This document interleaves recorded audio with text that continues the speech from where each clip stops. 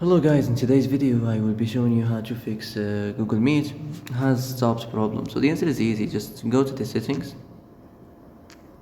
and then scroll down to the app section, then go to the search and search Google Meet or just Meet, and then go to the storage, and here you will find this clear cache option. Click on it. Now you can go check it if it worked, and if it didn't you can try to restart your phone or turn the Wi-Fi off and on, or the Bluetooth or the airplane mode. Also you can try to clear data, but be careful. If you clear data, all this application's data will be deleted. This includes all files, the settings, the accounts, the databases, etc. So be careful if you want to clear your data.